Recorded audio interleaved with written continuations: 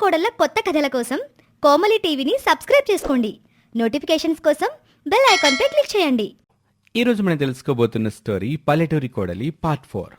రామాపురం అనే ఓ అందమైన పల్లెటూరులో రామారావు గారి కుటుంబం నివసించేది. రామారావు ఊళ్ళో వ్యవసాయం చేస్తూనే గొప్ప ఆస్తులు గడించిన ధనవంతుడు. అందుకే అతని భార్య సూర్యకాంతం ఎప్పుడూ చాలా గర్వంగా ఉండేది. ఒకనాడు, కాంతం, మనం పట్నంలో కూడా ఒక ఇల్లును కొనబోతున్నాం. అవునా? ఎంత మంచి వార్త చెప్పారండి. ఇక మనం పట్టణానికి వెళ్ళిపోదాం. ఎంతకాలం ఈ పల్లెటూళ్ళలోనే మగ్గిపోతాము. అదేంటి కాంతం అలా అంటున్నావు? ఇన్నాళ్ళు ఈ పల్లెటూరు భూమే కదా మనకి బోవ పెట్టింది. ఇప్పుడు ఎక్కడికో వెళ్ళిపోతే మన భూముల్ని, మన ఇళ్ళని ఎవరు చూసుకుంటారు చెప్పు? ఎలాగో మీ చెల్లి బావ ఉన్నారు కదా, వాళ్ళు చూసుకుంటారులేండి. అక్కడున్న మా అన్నయ్య మీకేదో ఒక ఉద్యోగం చూసి పెడతాడు. ఆ ఉద్యోగాన్ని చేస్తూ ఇక్కడ పొలం నుండి ఆదాయాన్ని కూడా తీసుకుంటూ మన పిల్లలిద్దరినీ అక్కడే చదివించుకుందాం. తల్లిలాంటి ఈ పల్లెటూరిని వదలటం నాకిష్టం లేదు. కానీ పిల్లల భవిష్యత్తును దృష్టిలో పెట్టుకుని పట్నం బొక తప్పదేమో అనిపిస్తుంది. సరే కాంతం, ఆ ఏర్పాట్లేవో నేను చూసుకుంటానులే. ఇలా చెప్పి రామారావు, సూర్యకాంతం తమ పిల్లలైన మోహన్, రాజేష్తో పట్నం చేరుకుంటారు. అక్కడే ఆ పిల్లలు ఉద్యోగాల్లో స్థిరపడతారు. ఒరే మోహను, మీ మావయ్య కూతురు చాందిని నువ్వు పెళ్లి చేసుకోవాలరా. అది కాదమ్మా, చాందినిని నేను చిన్నప్పటి నుండి చూస్తూ పెరిగాను. నాకు ఆమెను పెళ్లి చేసుకోవాలని లేదు. అదంతా నాకు తెలీదు. నీలాగే చాందిని కూడా అంటుంది. కానీ నాకెలా నచ్చితే మీ అందరూ అట్టాగే బతకాలి. నేను వాళ్ళ అమ్మ నాన్నతో కూడా గట్టిగా చెప్పొచ్చా, నీకు చాందినికి వచ్చే నెల పెళ్లి ఖాయం చేస్తున్నాను అంతే. అలా సూర్యకాంతం గట్టిగా చెప్పేసరికి మోహన్ తన గదిలోకి వెళ్ళిపోతాడు. అన్నయ్య, నీ పెళ్లి సంగతి నీకు ఇప్పటికైనా తెలిసిందా? ఇప్పుడే తెలిసిందిరా. నాకైతే ఇష్టం లేదని కాదు, అలా నీ ఇష్టమని కాదు. అంటే మన అత్తయ్య కూతురు కోమలంటే నీకు చాలా ఇష్టం కదూ. కానీ ఎలా? అమ్మ గురించి తెలిసి కోమల్ని వాళ్ళు మాత్రం నాకు ఇచ్చి ఎలా పెళ్లి చేస్తారు? కోమలి కూడా ఇంకా నా ప్రపోజల్కి ఎస్ చెప్పలేదు. నాకు ఒక ఆలోచన వచ్చిందన్నయ్య అనుకుంటూ ఆ ఊరి పంతుల దగ్గరికి వెళ్తాడు. పంతులు గారు, మీరు నాకు సహాయం చెయ్యాలండి. ఏమిటో చెప్పు బాబూ అనేసరికి రాజేష్ మెల్లగా ఏదో పంతులు గారికి చెప్పటం మొదలు పెడతాడు. అదంతా విన్నాక పంతులు గారు ఇలా అంటారు. ఓ మంచి పని చేయటానికి నా ప్రయత్నంగా నేను చేస్తాను బాబు. 100 అబద్ధాలాడైనా ఓ పెళ్లి చేయమన్నారు. నీలాంటి మంచివాడి కోసం ఈ చిన్న అబద్ధం ఆడటం అంత తప్పేమీ కాదులే. మీ అన్నయ్య గారి పెళ్లి కోసం మీ అమ్మగారు ఇప్పుడే నాకు కబురు పెట్టారు. వాళ్ల పెళ్లి మాటలతో పాటు నీ విషయం కూడా మీ అమ్మగారి ముందు పెడతాను. అలా ఓ 2-3 రోజుల తర్వాత సూర్యకాంతం ఇంటికెళ్లిన పంతులు గారు ఇలా అంటారు. అమ్మా, మీ పెద్దబ్బాయి పెళ్లి విషయం మాట్లాడడానికి నన్ను పిలిచారు. అమ్మాయి అబ్బాయి జాతకాలు పెద్దగా కలవకపోయినప్పటికీ మీరనుకున్నారు కాబట్టి ఏదో ఒక పెట్టుడు ముహూర్తం అయితే పెట్టొచ్చు. కానీ ఇంకా కాని అంటావేంటి పంతులు? ఎలాగోలా పెళ్లి కానిచ్చేయి. అలా కాదమ్మా, మీ పెద్దవాడి జాతకం చూస్తున్నప్పుడు మీ రెండో అబ్బాయి జాతకం కూడా కనిపించింది. అప్పుడు నాకు గుర్తొచ్చిన విషయం ఏంటంటే, ప్రస్తుతం మీ చిన్నబ్బాయి జాతకరీత్యా కొన్ని దోషాలున్నాయి. ముందు ముందు కొన్ని గండాలు కూడా గోచరిస్తున్నాయి. అదేంటి పంతులు గారు అంత మాట అనేశారు? ఇప్పుడేం చేయమంటారు? ఏమైనా పూజలు చెయ్యాలా, దానాలు చెయ్యాలా? చెప్పండి. అవన్నీ కాదమ్మా, పల్లెటూరి వాతావరణంలో పుట్టి పెరిగి పూజలు వ్రతాలు చేసిన పిల్ల, మరి ముఖ్యంగా గురు పౌర్ణమి రోజు పుట్టిన పిల్లని మీ వాడికిచ్చి చేస్తే ఇక మీ వాడికి తిరుగుండదు. ఎలాంటి గండానైనా గట్టెక్కేస్తాడు. 100 ఏళ్ల ఆయుష్వంతుడు అవుతాడు. సరే పంతులు గారు, అట్టాంటి పిల్ల ఎక్కడున్నా సరే జల్లెడేసి పట్టుకుంటా. జల్లెడేయాల్సిన అవసరం లేదులే. మన కోమలి గురు పౌర్ణమి రోజే పుట్టింది. పైగా పల్లెటూరులో పెరిగింది. అన్ని పద్ధతులు తెలిసిన పిల్ల. అయితే మీ చిన్నబ్బాయికి ఆ అమ్మాయి సరిగ్గా సరిపోతుందమ్మా. ఇదేమీ పెద్దవాళ్ళి లగ్న ముహూర్తం. వచ్చే సంవత్సరం మీ చిన్నబ్బాయి పెళ్లి కూడా ఆ పిల్లతో జరిపించండి. నేను చెప్పాల్సింది చెప్పాను, ఇక వెళ్ళొస్తాను. ఏవండి, మీ చెల్లెలి కుటుంబం అంటే నాకు అసహ్యం. ఆళ్ళు అలా పేదరకం, పల్లెటూరు మొద్దులాళ్ళు. కాని మీ చెల్లి కూతురు కోమలియే నా చిన్న కొడుకు గండాన్ని గట్టెక్కెత్తుందట. ఇక చేసేదేముంది? మీరు మన పెద్దాడి పెళ్లికి చెప్పినప్పుడు కోమలితో మన చిన్నాడి పెళ్లిని కూడా ఖాయం చేసుకుని రండి. ఆ మాటలు విన్న రామారావు తన భార్య చెప్పినట్లే చేస్తాడు. దీంతో చాందిని, మోహన్ల పెళ్లైన కొన్నాళ్లకే రాజేష్కి కోమలికి కూడా పెళ్లి ఘనంగా జరిగిపోతుంది. ఓసే పెద్ద కోళ్ళ, మీ ఆయన ఆఫీస్కి బయలుదేరుతున్నాడు, కాస్త టీ పెట్టి తీసుకురావే. నేను చేసింటి నేనే తాగలేను, ఇంకా మీ అబ్బాయికి ఏమి చేస్తాను? ఏం వద్దులే అమ్మా, నాకసలు కాఫీ తాగాలని లేదు. సూర్యకాంతం బాధపడుతూ వంట చేయటానికని వంటగదిలోకి వెళ్తుంది.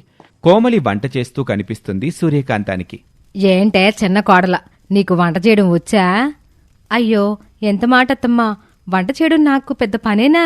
చట్నీ చేయడానికి రోలు కోసమని వెతుకుతున్నాను, అదేమో ఎక్కడా కనిపించలేదు. మన ఇంట్లో రోలు లేదా అత్తమ్మా? పల్లెటూరు బయట అనిపించుకున్నావే. ఈ రోజుల్లో రుబ్బేందుకు రోలు రోకలే ఎవరైనా వాడుతున్నారా? శుభ్రంగా మిక్సీ బట్టు. మనకేదైనా పని అర్జెంటుగా అవ్వాలనుకున్నప్పుడు మాత్రమే ఈ ఎలక్ట్రానిక్ వస్తువులు వాడాలత్తమ్మా. ఇప్పుడు మనం ఖాళీగానే ఉన్నాం కదా.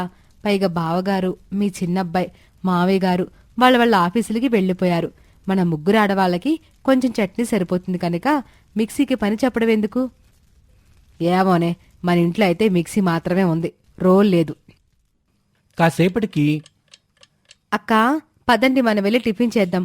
అయినా అదేంటక్కా, ఇంత చలికాలంలో కూడా ఈ ఫ్యాన్ ఇంకా ఏసీ వేసుకుని గదిలో కూర్చున్నారు. బయటికి రండి, వాతావరణం చాలా చల్లగా ఉంది. ఏమో కోమలి, నాకు ఈ పెళ్లి ఇష్టం లేకుండా మా అత్త చేసేసింది. అప్పటినుండి మా అక్క ముఖం చూడాలంటేనే రోతగా అనిపిస్తుంది. అయ్యో అంత మాట అంటావేంటక్కా? ఇంతకు ముందు నీ మనసులో ఎవరైనా ఉన్నారా? లేదు కోమలి, కాని నేను పెద్ద చదువులు చదివి నా కాళ్ళపై నేను నిలబడదాం అనుకున్నా. ఇంతలో ఈవిడ చక్రం తిప్పి నా బతుకుని ఇట్లా 4 గోడలకి పరిమితం చేసేసింది. అవునా? ఆ మాత్రం దానికి నువ్వింతగా బాధపడుతున్నావా?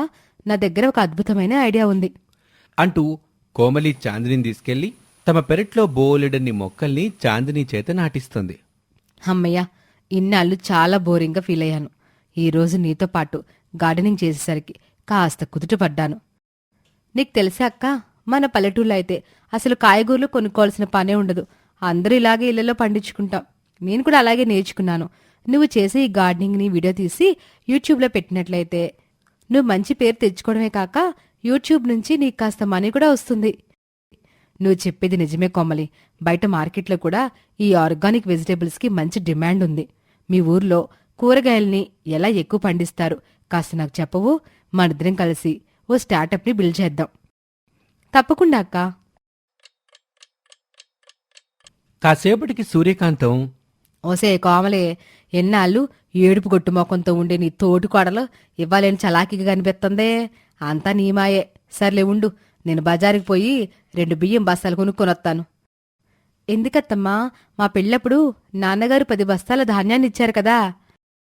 కాని ధాన్యం తినలేం కదా. వాటిని దంచితే బియ్యం అవుతాయి కదా. అయినా బయట దొరికి పాలిష్ బియ్యం తింటే అనారోగ్యాలు తప్ప కూసంత బలం కూడా రాదు. అదే మన పొలంలో పండిన బియ్యాన్ని దంచుకుని తినండి, షుగర్లు బీపీలు ఏమీ రావు అంటూ కోమలి తన తండ్రి తెచ్చిన ధాన్యాన్ని దంచి బియ్యం చేస్తుంది. నా మాటే చెల్లాలనే గర్వంతో చాందినికి మోహన్కి పెళ్లి చేశా. కాని వాళ్ళిద్దరూ ఆనందంగా లేరు. మీ బాధ నాకు అర్థమైంది. వారిని ఒకటి చేసే ప్రయత్నంలో నేను కూడా ఉన్నానత్తమ్మా. చాందిని అక్క పట్నంలో పుట్టు పెరిగింది. ఏదో ఒక సాకు చెప్పి బావగారిని ఇంకా అక్కని మన ఊరు పంపిస్తే. నీకు మతుండే మాట్లాడుతున్నావా కోమలి? చాందినికి అసలు ఏ పని రాదు. అందుకే చెప్తున్నానత్తమ్మా, చాందిని అక్కకి బాధ్యత రావటమే కాక తనకి కావలసినవన్నీ బావగారి చేత తెప్పించుకుంటుంది. అంతేకాక బావగారి కోసం వంట చేయడం, ఇంటిని చూసుకోవడం చేస్తున్న అక్క కోసం బావగారు కూడా కొంత సమయాన్ని వెచ్చిస్తారు. అలా వాళ్ళిద్దరూ పల్లెటూళ్ళలో కొన్ని రోజులు గనక బ్రతికితే ఒకరిని ఒకరు అర్థం చేసుకునే అవకాశం ఉంది. కానీ వాళ్ళని పల్లెటూరులో ఉండేలా చేయడం ఎట్టా? అదంతా నాకు వదిలేయండి అంటూ రాజేష్కి వెళ్లి ఏదో చెప్తుంది కోమలి. రాజేష్ వెంటనే తన అన్నయ్య దగ్గరకు వెళ్తాడు. ఒరే అన్నయ్య, ఊర్లో మనకి బోల్డంత పొలం ఉంది కదా, దాని దగ్గర ఏవో సర్వేలు చేస్తున్నారంట్రా. నేను వెళ్దామంటే నాకు ఆఫీస్లో సెలవులు లేవు. 4 రోజుల పాటు అక్కడే ఉండి రావాలి. సర్లేరా, నేను చూసుకుంటానులే. అక్క, బావగారు మన ఊరు వెళ్తున్నారంట. నువ్వు కూడా పల్లెటూరు వెళ్ళి అక్కడ మా వ్యవసాయ పద్ధతులు నేర్చుకుంటే మంచిది. నీ యూట్యూబ్కి కొంత కంటెంట్ కూడా దొరుకుతుంది. అవునవును కోమలి. ఏవండి, నేను కూడా మీతో ఊరొద్దామనుకుంటున్నాను. నా యూట్యూబ్కి కొంత కంటెంట్ కావాలి. సరే చందని, ఎల్లుండి నాతో పాటు నువ్వు కూడా బయలుదేరు. అలా మోహన్ ఇంకా చాందిని ఒక నెల రోజుల పాటు పల్లెటూరు వెళ్ళొస్తారు. ఓసే కోమలి, నువ్వు పన్నాగం బాగానే పారిందిగా. చాందిని మోహన్కి ఇష్టమైన వంటలు తెలుసుకొని వాటిని వండడం మొదలుపెట్టింది. పల్లెటూరు మనుషులని నేనెప్పుడూ తక్కువ అంచనా వేస్తా ఉండేదాన్ని. కాని నా మనసులో ఉండే బాధని పల్లెటూరు మనిషినివైనా నువ్వే పోగొట్టగలిగావు.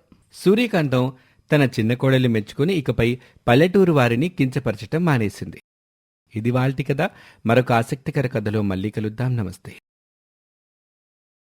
అనగనగా రామాపురం అనే ఓ మారుమూల పల్లెటూరు. చేతబడులు, క్షుద్రపూజలు చేసేవారికి పుట్టినిల్లు ఈ రామాపురం. పూర్వం ఒక యోగిచే శపించబడ్డ ఈ ఊరికి ఎవ్వరూ వచ్చేవారు కాదు. ఆ ఊళ్ళో ఉండేవాళ్లు కూడా మంత్రగాళ్లకు భయపడుతూ బిక్కుబిక్కుమంటూ బ్రతుకుతూ ఉండేవారు. చాలామంది ఆ ఊరిని వదిలి వేరే ఊర్లకు వలస వెళ్ళిపోయారు. కాని కొంతమంది మాత్రం ఆ ఊళ్ళో తమ ఆస్తుల్ని వదులుకోలేక అక్కడే ఉండిపోయారు.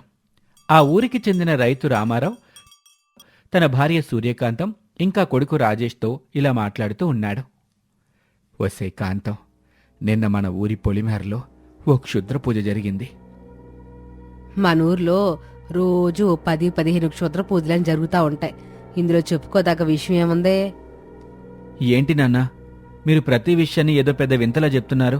మొన్నేగా మన ఇంటి ముందు జరిగిన క్షుద్ర పూజని మనం కళ్ళారా చూసాం.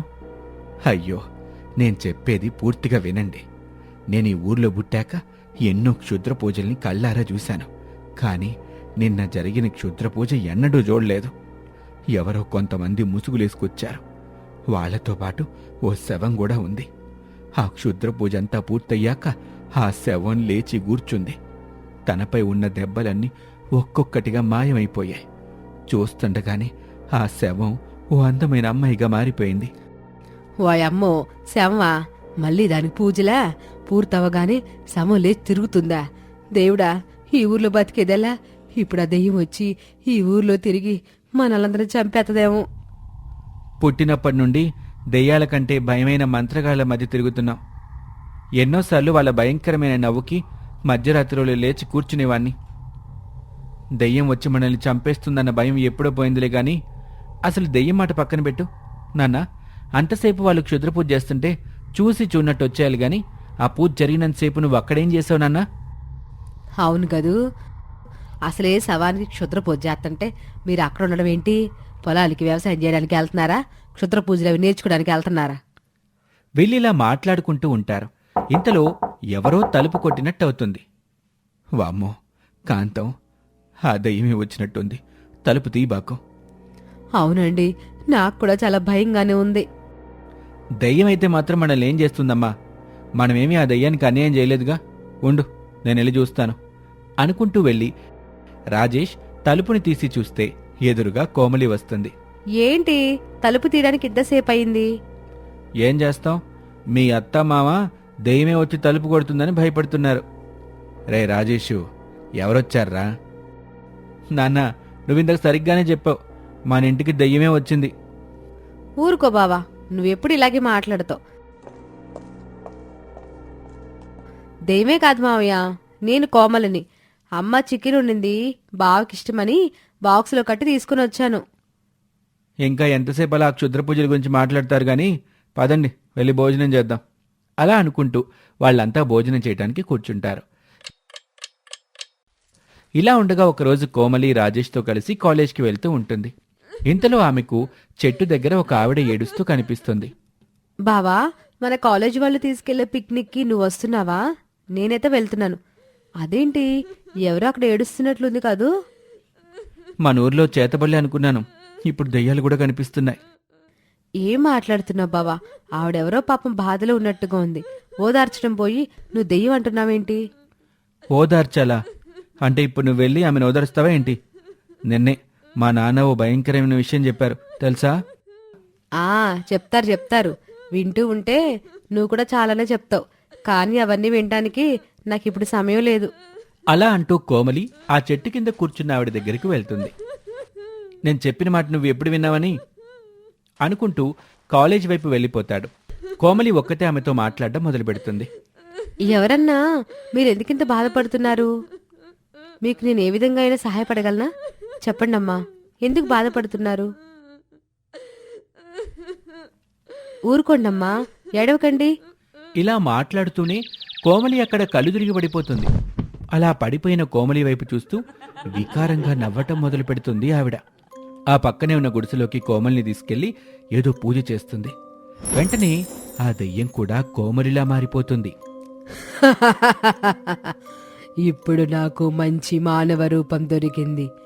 ఈ రూపంతో నేనందరి ఇంటికి వెళ్ళి ఈ ఊరి వారందరినీ చంపేస్తాను.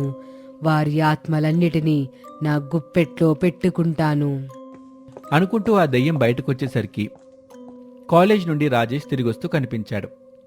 ఏంటి కోమలి, ఈరోజు నువ్వు కాలేజ్ కూడా రాలేదు? అసలు ఆవిడెవరు? ఆవిడతో ఇంతసేపు ఏం మాట్లాడావు? రాజేష్ అడిగే ప్రశ్నలకు సమాధానం చెప్పకుండానే ఆ దెయ్యం అక్కడి నుంచి వెళ్ళిపోతుంది. ఏమైంది కోమలికి? బావా బావా అంటూ నా చుట్టూనే ఎప్పుడు తిరుగుతూ ఉంటుంది. నేను మాట్లాడుతున్నా అసలు పట్టనట్టు వెళ్ళిపోతుంది. ఏం జరుగుంటుంది అనుకుంటూ ఇంటికెళ్ళిపోతాడు రాజేష్. ఇంతలో ఆ దెయ్యానికి ఓ ఇల్లు కనిపిస్తుంది. ఈ ఇల్లు ఊరికెలాగో కాస్త దూరంగానే ఉంది. ఈ ఇంట్లో వారిని చంపినా కూడా ఎవరికి తెలియనే తెలీదు. అంటూ ఆ ఇంట్లోపలికి వెళ్తుంది దెయ్యం. ఇంట్లో ఎవరైనా ఉన్నారా? కోమలి, లోపలికి రావే. ఎవరో బయట వల్ల అలా బయట నిలబడి మాట్లాడతావేంటి? ఇంట్లో ఎవరెవరున్నారు? నేనొక్కదాన్నే ఉన్నానులే. మీ బాబాయి పొలానికి వెళ్ళాడు, మీ చెల్లి తమ్ముడు స్కూల్కి వెళ్ళిపోయారు. అదేంటి అలా అడుగుతున్నావు? అయినా నీ కళ్ళేంటే అలా ఎర్రగా ఉన్నాయి? ఇలా మాట్లాడుతూనే లక్ష్మి కళ్ళు తిరిగి పడిపోతుంది. లక్ష్మిని కూడా కోమలిలాగానే ఆ గుడిసెలోనికి తీసుకుపోయి ఏవో క్షుద్ర పూజలు చేసి ఆ దెయ్యం లక్ష్మిలా మారిపోతుంది. లక్ష్మిలా వెళ్లి లక్ష్మి భర్తను కూడా తీసుకుపోయి ఆ గుడిసెలో పడేస్తుంది. అలా లక్ష్మి భర్త రమణలా మారిన దెయ్యం ఊళ్ళో ప్రతి ఇంటికి వెళ్లి ఇంట్లో ఎవరైనా ఉన్నారా అని అడుగుతూ వారిని ఏదో ఒక మాయ చేసేది. అలా చాలా మందిని ఒక్కొక్కరిగా తీసుకుని వెళ్లి ఆ గుడిసెలో పడేస్తూ ఏవో క్షుద్ర పూజలు చేస్తూ ఉండేది. ఇలా ఉండగా, యావండి, మీకు తెలుసా మన ఊర్లో వాళ్ళంతా ఒక్కొక్కరిగా మాయమైపోతున్నారంట. నాకెందుకో చాలా భయంగా ఉందండి. నేను చెప్పానుగా కాంతం, దీనంతటికీ ఆ రోజు నేను చూసిన దెయ్యమే కారణమని. వామ్మో, అర్జెంటుగా ఏదో ఒక ఉద్యోగం చూసుకుని పట్టణానికి వెళ్ళాలి. ఇక్కడుంటే ఎప్పుడు బ్రతుకుతామో ఎప్పుడు చస్తామో ఎవరికి తెలియకుండా పోయింది. ఇంతలో అక్కడికి కోమలి తల్లి శ్యామల వస్తుంది. వదినా, అన్నయ్య, మా కోమలి మీ ఇంట్లో ఏమైనా ఉందా? అదేంటత్త అలా అడుగుతావు? ఇక్కడెందుకుంటుంది కోమలి? కాలేజ్ వాళ్ళతో పిక్నిక్కి వెళ్తానందిగా. అమ్ములు నాకు అలాగే చెప్పింది బాబు. కానీ నిన్న ఉదయం కాలేజ్కి బయలుదేరిన కోమలి కాలేజ్కి వెళ్ళలేదంట. నిన్న సాయంత్రం పిక్నిక్ కూడా బయలుదేరలేదని తన ఫ్రెండ్ ఫోన్ చేసి చెప్పింది. నాకెందుకు చాలా భయంగా ఉంది. వామో, ఆ దెయ్యం గాని మన కోమలిని ఏం చేయలేదుగా. వామో, దెయ్యమా, దేవుడా, నా చెట్టు తల్లిని కాపాడు. అద్దా, నువ్వేం కంగారు పడుకో. కోమలిని ఇంటికి సురక్షితంగా తెచ్చే బాధ్యత నాది. రాజేషు, జాగ్రత్తగా వెళ్ళరా, నా కోడల్ని ఇంటికి తీసుకురారా. కోమలి కోసం వెతుకుతూ రాజేష్ ఊరంతా తిరగటం మొదలు పెడతాడు. అసలు ఊరి వాళ్ళంతా ఒకేసారి ఎందుకు మాయమవుతున్నారు? ఎక్కడికి వెళ్తున్నారు? నిజంగానే ఇదంతా దెయ్యం పనేనా? రాజేష్ ఇలా తనలో తాను మాట్లాడుకుంటూ ఉండగా అక్కడికి ఒక అఘోరా వస్తారు. బాబు, నువ్వు ఊహించింది నిజమే. ఈ ఊరి వారందరినీ ఆ దెయ్యమే మాయం చేస్తుంది. అసలు మీరెవరు? అంత ఖచ్చితంగా ఇదంతా చేసింది దెయ్యమేనని ఎలా చెప్తున్నారు? ఈ ఊరిలో చేతబడులు, క్షుద్ర పూజలు ఎక్కువగా జరుగుతున్నాయన్న విషయం మాకు తెలిసింది. మానవాళికి ఇలాంటి క్షుద్ర పూజలు అంత శ్రేయస్కరం కాదు. అందుకే మీ ఊళ్ళో ఉండే ఆత్మలన్నింటినీ, ఇంకా అతీంద్రియ శక్తులన్నింటినీ ఓ చనిపోయిన మనిషి శరీరంలోకి ప్రవేశపెడుతూ ఉండగా ఎక్కడో ఒక తప్పు జరిగింది. తప్ప? అసలేంట తప్పు? మూడో కంటికి తెలియకుండా మేము రహస్యంగా చేసే ఆ ప్రక్రియను మాకు తెలియకుండా ఎవరో చూశారు. దీనివల్ల మా ఆఖరి మంత్రం పనిచేయక ఆ శక్తులన్నింటినీ కూడగట్టుకుని ఉన్న ఆ శవం మరో పెద్ద శక్తిగా మారిపోయింది. ఆ శక్తి ఇలా మనిషి నుండి మనిషికి పరకాయ ప్రవేశం చేస్తూ అందరినీ ఎక్కడో దాచిపెట్టి ఉంచుతుంది. ఈరోజు సూర్యాస్తమయంలోపు దాన్ని పట్టుకోకపోతే ఈ ఊరంతా వళ్ళకాడవుతుంది. వామ్మో, ఇదంతా జరిగిందా అంటూ ఆలోచనలో పడతాడు రాజేష్. కోమలిని నేను ఆఖరిసారిగా మా కాలేజ్ దగ్గరున్న చెట్టు కింద చూశాను. అక్కడికి వెళ్తే ఏమైనా తెలుస్తుందేమో. అనుకుంటూ రాజేష్ అఘోరాన్ని తీసుకుని ఆ చెట్టు దగ్గరికి వెళ్తాడు. అక్కడ చుట్టూ చూసేసరికి ఇక్కడే ఎన్నో క్షుద్ర పూజలు జరిగాయి. ఆ గుడిసె ఈ మధ్య ఎవరో వేశారు, చూడ్డానికి చాలా అనుమానాస్పదంగా ఉంది అంటూ వాళ్ళిద్దరూ ఆ గుడిసెలోకి వెళ్లి చూస్తే అక్కడ చాలామంది అపస్మారక స్థితిలో పడి ఉండటం కనిపిస్తుంది. అప్పుడు వాళ్ళని చూసి అఘోర ఇలా అంటారు, శభాష్ బాలక, కనిపెట్టేశాం, ఇక మీ ఊరికి పట్టిన పీడ విరగడైపోతుంది అంటూ ఏవేవో పూజలు చేయటం మొదలుపెట్టారు. దాంతో ఎక్కడి నుంచో దెయ్యం గావు కేకలు పెట్టుకుంటూ అక్కడికొచ్చేసింది. అక్కడ పెట్టిన హోమంలో పడి ఆ దెయ్యం భస్మమైపోతుంది. ఏంటి నేనెక్కడున్నాను? బావా, ఏంటి బావా ఇదంతా? నువ్వేం కంగారు పడకు కోమలి, ఇక మన ఊర్లో ఏ సమస్య ఉండదు అంటూ కోమలిని ఇంటికి తీసుకుని వెళ్తారు. జరిగిందంతా తెలుసుకున్న ఊరివారు వాళ్ల ఊరికి పట్టిన పీడ వదిలిందని సంతోషిస్తారు. ఇది ఇవాల్టి కథ. మరొక ఆసక్తికర కథలో మళ్ళీ కలుద్దాం. అంతవరకు సెలవు. నమస్తే.